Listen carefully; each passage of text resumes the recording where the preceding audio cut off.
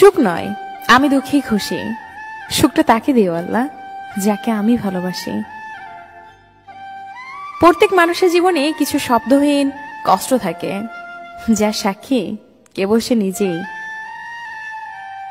মন খারাপের থেকে শরীর খারাপ হলে নিজেকে বেশি দুর্বল মনে হয়। আপন মানুষের অভাব নেই, কিন্তু কষ্ট বোঝার মতো কেউ নেই।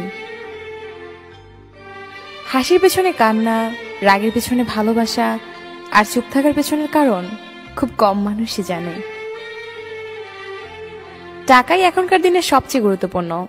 টাকা থাকলে বন্ধুত্ব, ভালোবাসা, পরিবার সবাই তোমার পাশে থাকবে। শুনতে খারাপ লাগলেও এটাই বাস্তব। জীবন তো চলেছে ঠিকই, তবে ঠিক পথে নাকি ভুল পথে সেটাই বুঝতে পারছি না। সবাই সবকিছু পায় না, আর পেয়েও তাদের ভাগ্য বেশি দিন সেটা সয় না। আপন মানুষগুলো শিখিয়েছে জীবনে কেউ কারো আপন হয় না। আমি তোকে কতটা ভালোবাসি জানি না, তবে তোকে মিস না করে একটা মুহূর্তও থাকতে পারি না।